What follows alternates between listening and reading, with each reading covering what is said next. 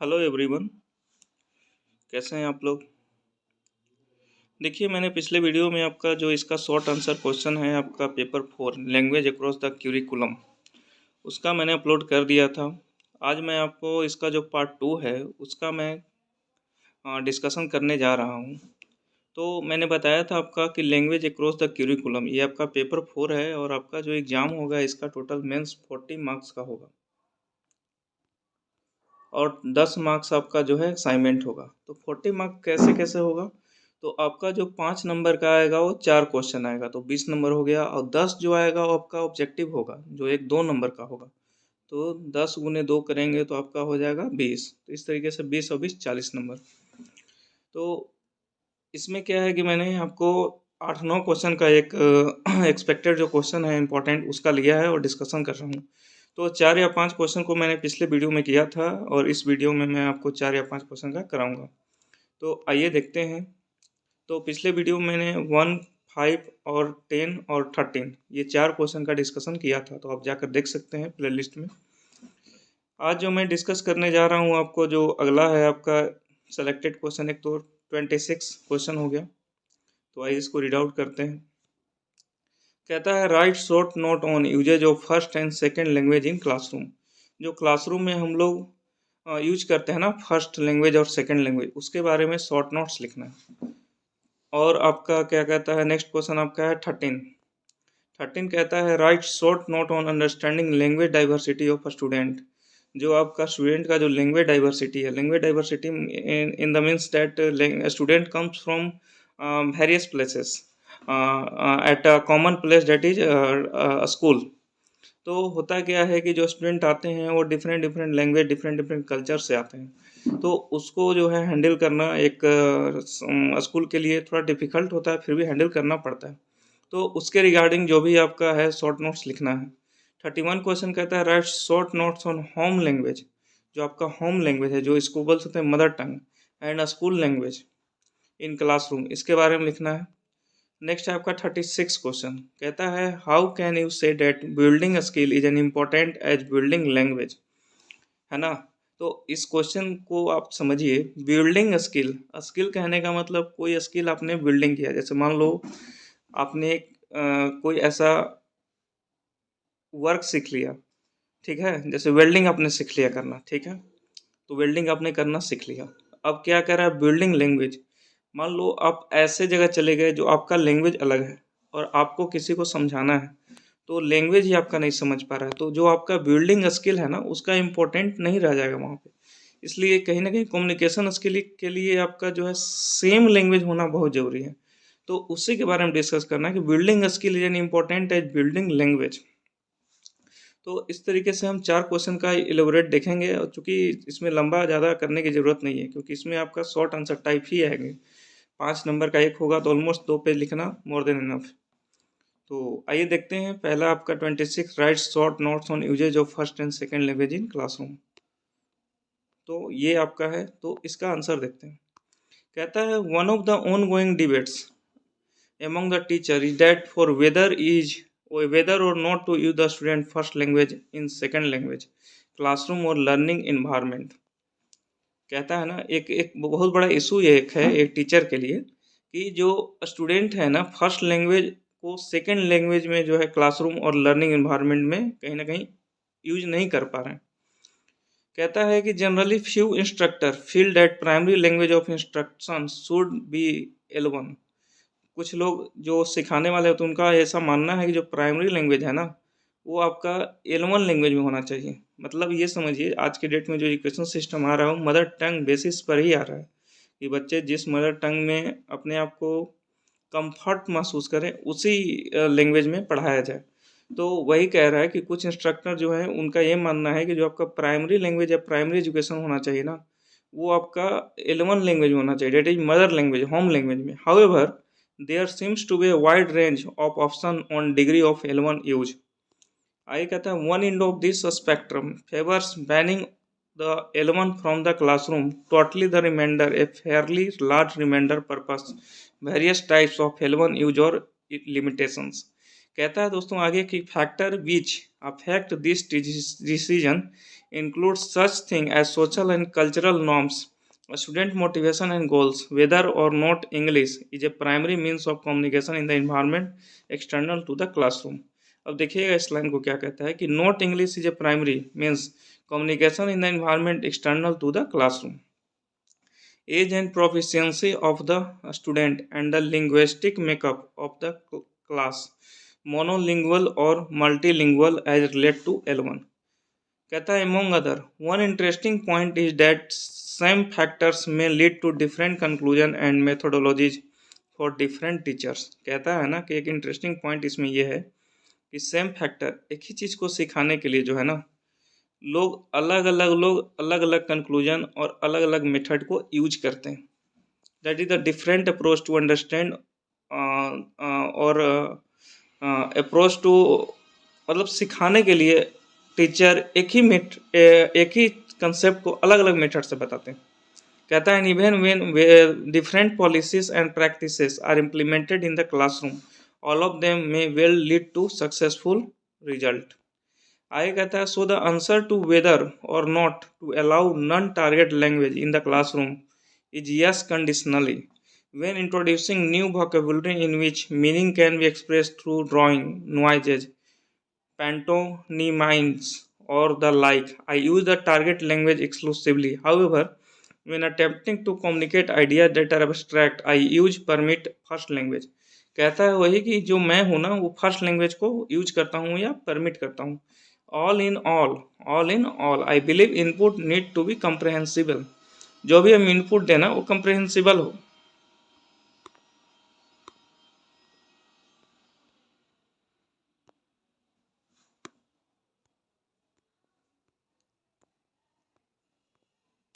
ठीक है, जो भी नीड है आपका कंप्रिहेंसिबल हो. यहाँ तक हमने पढ़ लिया. अब देखते हैं नेक्स्ट. कहता है however the day after an exam you are introducing new material. जैसा कि अगर मान लेते हैं कोई एग्जाम हो गया आपका, ठीक है, 9th क्लास आपने पास कर लिया, 10th में आप चले गए, तो आपको एक न्यू मटेरियल आपको मिलता है, नया बुक मिलता है, नए कंसेप्ट मिलते हैं, नए लोग मिलते हैं, everything is new. And it on this stage I tolerate the most negotiator in the first language. और इस दिन क्या करते हैं बहुत सारे लोग जो है फर्स्ट लैंग्वेज को नेगोटिएट करते हैं. I believe that gives a student the ability to tap into their prior knowledge in order to learn the new one. जैसा कि पिछले वीडियो में मैंने बताया था कि एक पॉजिटिव अप्रोच होता है, एक नेगेटिव अप्रोच होता है, एक जीरो अप्रोच होता है. पॉजिटिव अप्रोच ऑफ लर्निंग का मतलब होता है कि आपने जो पिछला सीखा और जो नेक्स्ट सीख रहे हैं तो उसको क्या कीजिए, पिछले से कहीं ना कहीं लिंक कीजिए. जैसे जो एग्जाम्पल के तौर पे समझते हैं, जो ड्राइवर बस चला ले रहा है तो अब उसी कंसेप्ट को यूज करके वो ट्रक भी चला लेगा, है ना. तो इसको बोलते हैं पॉजिटिव अप्रोच. नेगेटिव का मतलब होता है कि आप जो फर्स्ट आपने कहीं ना कहीं कोई जो एक्सपीरियंस लिया वो सेकंड वर्क में आप उसको यूटिलाइज नहीं कर पा रहे हैं, तो नेगेटिव हो गया. और जीरो अप्रोच मतलब हो गया कि फर्स्ट और सेकंड जो आप वर्क कर रहे हैं डेट इज डिफरेंट. तो वही कह रहा है इसमें कि आप अगर नए इन्वायरमेंट में गए हैं, नए क्लास में गए हैं, तो पिछला जो आपने सीखा है उसको इससे लिंक कीजिए. अगर ट्रिगो आपने 9th क्लास में पढ़ लिया तो 10th में भी ट्रिगो ही पढ़ना है. That is the advance version of ट्रिगो. इसका मतलब ये कदापि नहीं होता है कि आपने जो पीछे सीखा उसका यूज नहीं है. इसीलिए तो बनाया गया series 1 2 3 4 5 class, 7 class, 8 class, 9 class, 10 class. Okay, I shall move to next and prior knowledge. Okay, in order to learn the new one, an important aspect of critical pedagogy, I also believe that even at advanced level, the more abstract the concept, the more important it to tap into the prior knowledge. वही मैं कह रहा था कि आगे जैसे जैसे जाते हैं that is advanced level, तो वहाँ क्या होता है कि आपको कंसेप्ट जो होते हैं उसको कहीं ना कहीं की पॉइंट में दिए होते हैं, उस की पॉइंट को आपको तुरंत टैप करना पड़ता है. पिछले जो क्लास में आपने पढ़ा था इलेबोरेट फॉर्म में, उसको आपको इधर शॉर्ट फॉर्म में लिखा हुआ मिलेगा. तो वही कहता है more important to tap into the prior knowledge. चलिए ये क्वेश्चन हो गया. अब नेक्स्ट क्वेश्चन आपका है 30. Right short notes on understanding language diversity of a student. इससे खुद ही आप कुछ ना कुछ सोच समझ के लिख सकते हैं कि जो आपका स्टूडेंट है वो अलग अलग डाइवर्सिटी से आते हैं, तो उनके लैंग्वेज को अंडरस्टैंड करना एक स्कूल में एक पर्सनल टीचर के लिए रेडी डिफ़िकल्ट टास्क, और उनको एक नए प्लेटफॉर्म पे लाना, है ना. तो कहता है language of diversity is an evolving one that requires awareness, understanding and skill much in the same way as other areas of diversity competencies. Language provides a means for communication among the between individual and group. कहता है कि language जो है ना आपका, वो एक communication का मेथड है जिसको आपको इंडिविजुअल खुद के लिए, ग्रुप के लिए जो आप कहना चाह रहे हैं उसको आप डिलीवर कर सकते हैं लैंग्वेज के थ्रू, और लैंग्वेज सेम होना चाहिए। कहता है language serves as a vehicle for expressing thought and feeling. वही जो मैंने पहले कहा कि लैंग्वेज जो है सर्व करता है एक गाड़ी की तरह, जो आप एक्सप्रेस, जो आप अपने थॉट और फीलिंग को एक्सप्रेस करना चाहते हैं। कहता है and when it comes to diversity, अगर इसी चीज़ को हम डाइवर्सिटी के बारे में बात करें तो language can be a bridge for building relationship और tool for creating and maintaining division across difference. जो अलग अलग कल्चर के लोग एक ही सोसाइटी में रह रहे हैं तो उनके बीच जो गैप है, कल्चरल गैप है ना, उसको क्या करना है कि मेंटेन करना है। मेंटेन इन द सेंस कि गैप को बढ़ाना नहीं है, गैप को कम करना है। तो कैसे, और रिलेशन को मेंटेन करना है तो कैसे होगा, language that is common language. Next कहता है having a common language for talking about the across different is essential for breaking down division and working towards achieving understanding and partnership. अगर एक ग्रुप में आप काम कर रहे हैं छोटी सोसाइटी के, तो एक आप प्रोजेक्ट पे काम कर रहे हैं, तो प्रोजेक्ट पे काम कर रहे हैं 10 लोग हैं, तो 10 लोगों का अंडरस्टैंडिंग सेम होना चाहिए, लैंग्वेज सेम होना चाहिए, अप्रोच सेम होना चाहिए, तभी वो जो है प्रोजेक्ट सक्सेस कर पाएगा। लैंग्वेज ऐसा यूज कर रहे हैं अगला समझ नहीं रहा है तो अच्छा काम भी बुरा हो जाएगा। तो वही कहता है यहाँ पे कि हैविंग ए कॉमन लैंग्वेज की बात करें फॉर टॉकिंग, बातचीत करने के लिए, across difference in essential for breaking down division and working towards achieving understanding and partnership. In developing a common language around diversity, it is important that language be affirming and not about creating blame, guilt or pity. Next कहता है दोस्तों, historically our challenge with language as it relate to diversity is that it has often been used as a tool of operation for the express purpose for establishing and perpetuating system of dominance and hierarchy between among groups. As a result, language has in many instances throughout our society history served to advance the status of certain groups while relegating other groups to a status of inferiority. कहता है language has systematically helped to minimize and vilify certain groups and justify subsequent patterns of exclusion, mistreatment and exploitation. सब देखो वही बात कह रहा है, अलग अलग लिखने का तरीका है। कहता है लैंग्वेज आपका एक सिस्टम को प्रोवाइड करता है, जहाँ कहता है कि minimize and vilify certain groups, justify subsequent pattern of exclusion, mistreatment and exploitation. While our intention in use of language when interacting with or referencing group may not be all ill-spirited and biased, as the example given above, when we are not conscious of the power of words and labels, our impact can be just as detrimental. For example, when we hear individuals struggle with finding the right terminology for referencing particular groups of people, they routinely express their frustration by stating that people from these groups cannot meet up their minds about what they want to be called, or they need to figure out name once and for all. Unfortunately, more often than not, the individual demanding that these groups make up their mind are not members of these groups and are usually in position of relevant dominant status.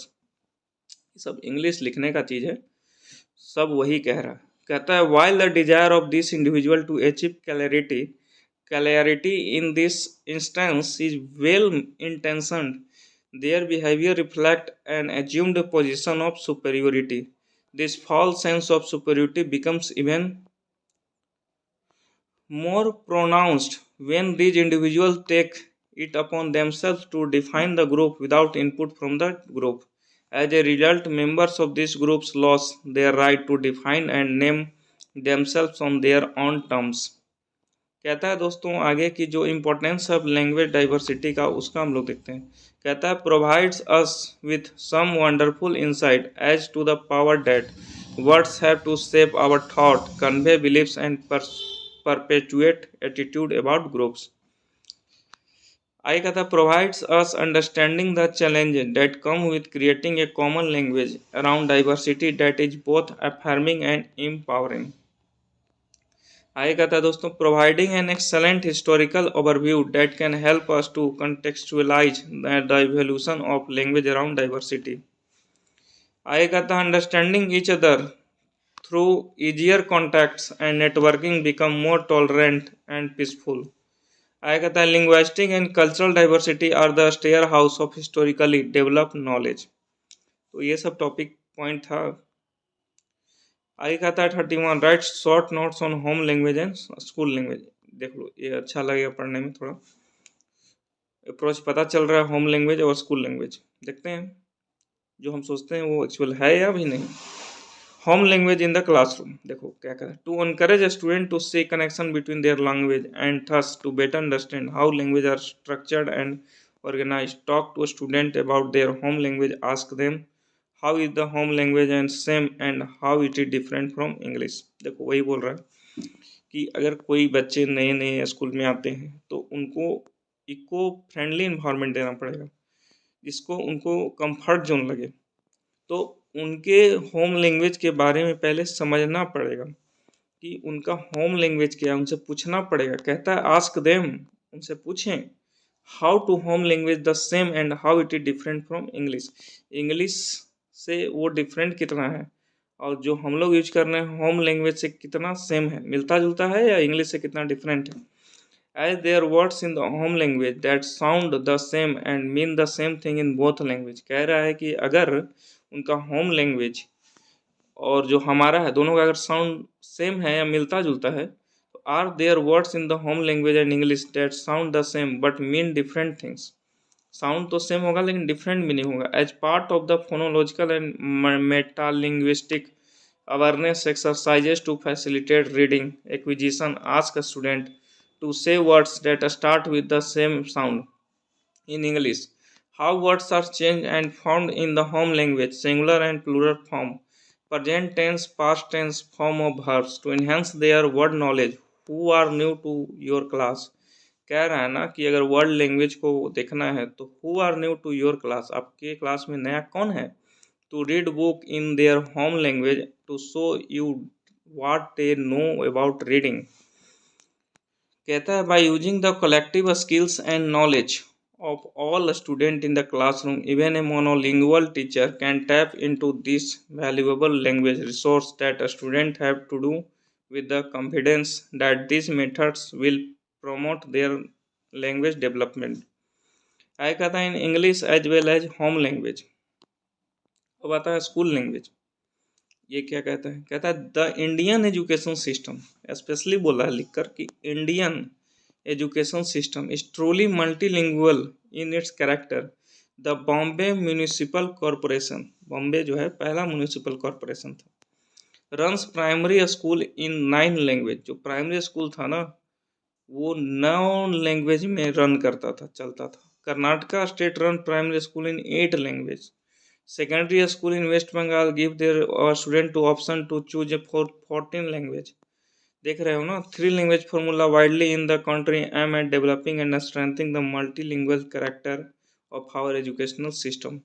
अलग अलग state अलग अलग language को student के लिए option दे रहे थे, 8 language, कहीं 7 लैंग्वेज, कहीं 14 लैंग्वेज।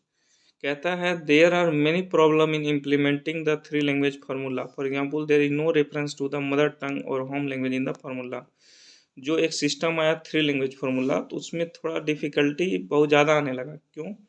क्योंकि उस फार्मूले के अंदर कोई रेफरेंस नहीं था, no reference to mother tongue जो हमारा होम लैंग्वेज, देखो लिख दिया ना mother tongue that is home language in the formula. There is no reference to the classical language and foreign language, उसमें भी कोई कनेक्शन नहीं था classical language and foreign language में। कहता है Tamil Nadu teaches only Tamil and English. Tamil Nadu जो हमारा भारत का एक स्टेट है वो जो लैंग्वेज प्रोवाइड कर रहा था तमिल एंड इंग्लिश। गुजरात जो है आपका गुजराती और Hindi. Many Hindi state substitute Sanskrit A classical language for a modern Indian language. ठीक है ना, टोटल क्लासिकल लैंग्वेज आपका 8 है। तो with the expanded version of the eight schedule जो है आपका लैंग्वेज को प्रोवाइड करता है। आज के डेट में आपका 22 शेड्यूल 8 शेड्यूल में लैंग्वेज है। कहता है more language are added to the mix but there is hardly an improvement in the situation. Mix किया गया लेकिन इसको इम्प्रूव करना थोड़ा हार्ड है।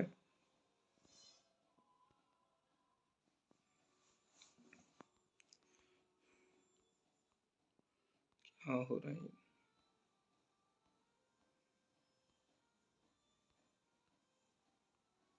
ठीक है ना, स्कूल लैंग्वेज में आ गए थे हम लोग। तो कहता है देयर इज नो रेफरेंस, या तक हमने पढ़ लिया था। हाँ, कहता है दोस्तों कि there are 500 central school with the bilingual medium consisting of English and Hindi. 500 central school है जो दो लैंग्वेज में चलते हैं, bilingual English and Hindi. There is also a compulsory language Sanskrit, compulsory है Sanskrit in addition. There are 500 Navodaya Vidyalaya where some competence is English and Hindi is imparted simultaneously, but the student who graduate from these school go to English medium college because there is no college in the country that offer a bilingual medium of instruction। देखो इसको line को समझना पड़ेगा। कहता है ना कि but the student who graduate from these school go to English medium college because there is no college in the country that offer a bilingual medium of instruction। बहुत सारे ऐसे थे ना जो ग्रेजुएशन में बाइलिंगुअल लैंग्वेज को provide नहीं करते थे, इसलिए वो स्विच किए किस में, इंग्लिश मीडियम कॉलेज में। तो कहता है Indian education system block multilingualism as one move to higher education. तो इसी की वजह से जो इंडियन एजुकेशन सिस्टम था ना, एक रुकावट पैदा हो गई मल्टीलिंगुअलिज्म, क्योंकि यहाँ जो है अलग अलग लैंग्वेज वाले हैं। अब केवल इंग्लिश मीडियम में हायर एजुकेशन दिया जाएगा तो जो हिंदी वाले, तमिल वाले, संस्कृत वाले उनको तो मिलेगा नहीं। तो वही कह रहा है कि इंडियन एजुकेशन सिस्टम जो था ना ब्लॉक हो गया due to multilingualism as one move into higher. जो हायर एजुकेशन में जाना चाहते थे उनके लिए रुकावट हो गया। देख लिया आपने होम लैंग्वेज और स्कूल लैंग्वेज। अब आगे कहता है आपका कि 36। देखो क्वेश्चन को मैंने जो कट किया है ना, तो अब एक ही क्वेश्चन को इस बुक में 2-3 बार दिया हुआ है। जैसे देखो ये भी क्वेश्चन को मैंने कट किया 32। कहता है role of home language in school language. Already हमने होम लैंग्वेज और स्कूल लैंग्वेज में पढ़ लिया एलेबोरेट फॉर्म में, तो अब रोल वही बात फिर से रिपीट होगा। तो अब उसको बुक बनाना था तो एक ही चीज़ को 5 बार लिख दिया, पेज नंबर ऑफ कंटेंट बढ़ गए। तो आइए देखते हैं 36। How can you say that building skill is an important as building language. Already हमने शुरू में बताया था आपको कि बिल्डिंग स्किल जो हम सीखते हैं और जहाँ मतलब काम करते हैं उसी स्किल को, तो दोनों का जो है कम्युनिकेशन सेम होना चाहिए। That is the main important factor language. कहता है second important truth of language learning. देखो वही कह रहे हैं कि जो आपका second important truth of language learning is that it require mastery of a skill as much acquisition of knowledge. ठीक है ना, कहता है डिग्री अपने जगह है, आपको स्किल अपने जगह है। स्किल है तो काम मिलेगा, डिग्री है तो आपको थोड़ा सा एफर्ट करना पड़ेगा, लास्ट में स्किल आपको सीखना ही पड़ेगा। In other words it is not enough for a student to know word meaning and structure rules. A student need to able to apply this knowledge quickly even automatically to express themselves smoothly, read competently and comprehend spoken English rapidly। To build this skill practice is necessary, study alone will not suffice। कह रहा है ना कि किसी भी skill को develop करने के लिए आपको प्रैक्टिस करना पड़ेगा। केवल रूम में अकेले आप सेल्फ स्टडी करें डेट इज नॉट सफिशिएंट। कहता है again this point might seem obvious but remember the unintended lesson that many approach to language teaching leaves a student with। For many students language learning has always been about learning grammar rules and memorizing vocabulary to perform well on test। many students have had little experience using english in actual conversation। अब देखो इस चीज को समझो कि बहुत सारे student है ना जो इंग्लिश में जो है ना अपने को कंफर्ट महसूस नहीं कर, उनको तो आता सब है लेकिन वो इंग्लिश, जैसे देखो दो तरीके की चीज़ है। एक तो आप इंग्लिश हिंदी में समझा दो तो अच्छे से समझ जाएंगे, वो इंग्लिश में अच्छे से लिख लेंगे लेकिन इंग्लिश में अच्छे से बोल नहीं सकते। बहुत से लोग हैं ऐसे, मैं भी हूँ, इंग्लिश लिख तो लूँगा लेकिन बोल नहीं पाऊँगा फ्लुएंसी में। तो वही कहता है many student have had little experience little using English in actual conversation. Knowledge तो है लेकिन एक्चुअल कन्वर्सेशन में बहुत कम लोगों को इसका एक्सपीरियंस अनुभव होता है। And have know build the speed and automatically date can only be develop through repeated practice. और ये आपको खुद से ही बिल्डअप नहीं होगा, ऑटोमेटिक नहीं आएगा, इसके लिए आपको रिपीटेड प्रैक्टिस करना पड़ेगा, उसी माहौल में रहना पड़ेगा। आखिर आदमी मदर टंग में क्यों अपने को कंफर्ट महसूस करता है, क्योंकि वो उसी इन्वायरमेंट में रह रहा है। तो वो रहते रहते रहते अगर आपको इंग्लिश सीखना है बोलना है तो रिपीट प्रैक्टिस करना पड़ेगा, उस टाइप के लोगों से बातचीत करना पड़ेगा। कहता है नेक्स्ट टाइप का कि naturally student perception of important parts of language learning are shaped by their experience in language class. बहुत लोगों स्टूडेंट का जो है ना ऐसा देखा गया है कि उनका यही परसेप्शन है कि बस याद कर लो लैंग्वेज को, ठीक है ना, लैंग्वेज को याद कर लो, जो क्लास में बताया जा रहा है उसको अपने फॉर्मेट में कन्वर्ट कर लो और उसको एग्जाम में लिख दो, that is more than enough. यही लोगों को मानना है। लेकिन कहता है it is not surprising if a student are incline to neglect practice in favour of study. कह रहा है कि अगर उसी चीज को आप अगर प्रैक्टिस में लाइएगा ना, स्टडी को प्रैक्टिस में आप लाइए। कहता है language use has a heavy skill component which demand that the user perform complex operation accurately and quickly. कहता है कि language use a heavy skill component which demand that user perform complex operation accurately and quickly and this has some important implication for the way in which a student must learn. कहता है language learner need a lot practice. जो language learner होते हैं ना उनको need a lot of practice. जैसे मान लो आप इंडियन हो, फॉरेन लैंग्वेज कुछ लोग सीखते हैं, उसको शायद कोई लैंग्वेज में कुछ बोलते हैं, तो उनको लॉट ऑफ प्रैक्टिस करना पड़ता है। हमें भी अगर इंग्लिश सीखना हो तो एक लॉट ऑफ प्रैक्टिस करना पड़ेगा, सेल्फ स्टडी करने से नहीं हो पाएगा। That is comes from repeated practice. तो वही कहता है लैंग्वेज लर्नर, जो लैंग्वेज लर्नर है ना उनको नीड क्या ज़रूरत है, तो उनको ज़रूरत है लॉट ऑफ प्रैक्टिस। कहता है to learn to speak well student need to spend a lot of time speaking in order to learn to read quickly and effectively they need to spend a lot of time reading and so forth. Almost all teacher would assent to this principle in theory. I कहता है but in many English classroom, है ना, बहुत सारे ऐसे हैं जो English classroom माहौल बनाए रखे हैं, teacher still talk most of the time, है ना, कोई स्कूल ऐसा है जो इंग्लिश इन्वायरमेंट को मेंटेन करते हैं तो वहाँ के बच्चे इंग्लिश को फ्लुएंटली बोल पाते हैं। कहता है कि the teacher still talks most of time sometime this is because teacher feel they need to dominate in order to maintain control in class. Sometime it is because teacher feel that if they are not teaching they are not really earning their pay. कुछ ऐसे भी होते हैं कि अगर real में अगर वो इस चीज़ को नहीं इंग्लिश में पढ़ाएंगे तो उनको रियली जो अर्निंग है ना उसको पेड नहीं किया जा सकता है मैनेजमेंट के थ्रू। For whatever reason stepping off the podium and giving a student a chance to speak read and write it is more problematic than it may initially seem. कभी कभी हिंदी में भी समझाना पड़ता है उनको एट ए टाइम, ताकि बच्चे समझ सके उस चीज़ को, लिख सकें, बोल सकें।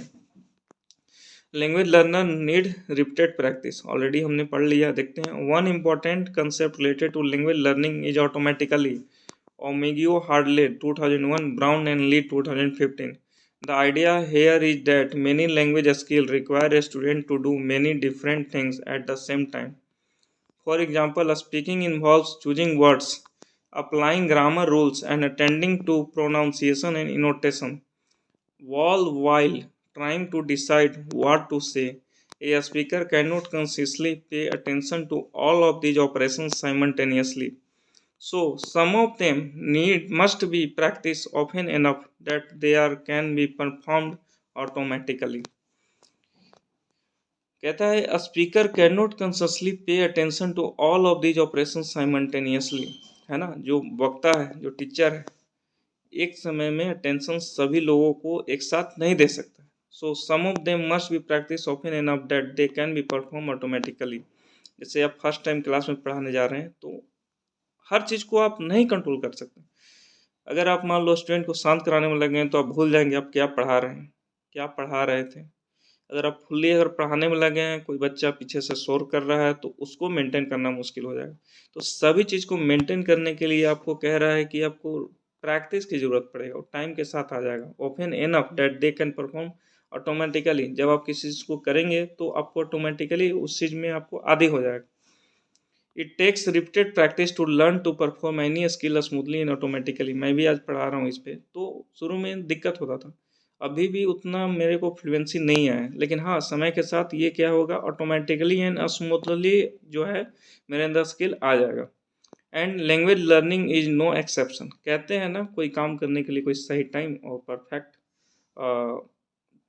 मतलब कॉन्फिडेंस कभी नहीं आता, वो करना पड़ेगा। कहता है कि this point is important because student and teacher often unconsciously assume that their job is to cover the material in the book and ensure student completely any related exercise. कुछ लोगों को ये पॉइंट को भी कहना गलत नहीं होगा कि जो स्टूडेंट और टीचर ये समझते हैं कि बस जो हमारा बुक का मटेरियल है उसको कंप्लीट कर लो, एक्सरसाइज को कंप्लीट कर लो, मेरा वर्क हो गया। Part of this unconscious assumption is that each point should only be covered one time and that once the material is covered, students should know it. इसके अगर हट के बात करें ना तो एक्चुअली है क्या कि जो भी आप पढ़ रहे हैं पढ़ा रहे हैं उसको रियल मीनिंग में उसको यूटिलाइज लाइए।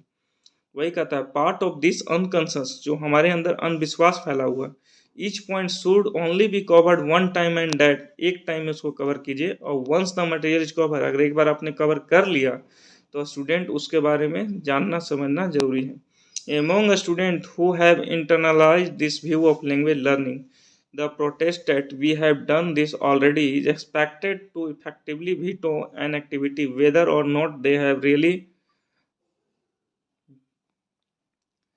learn the skill in the question. The problem of course is that covering material in the textbook is often not enough to allow learner to build necessary skills, and you may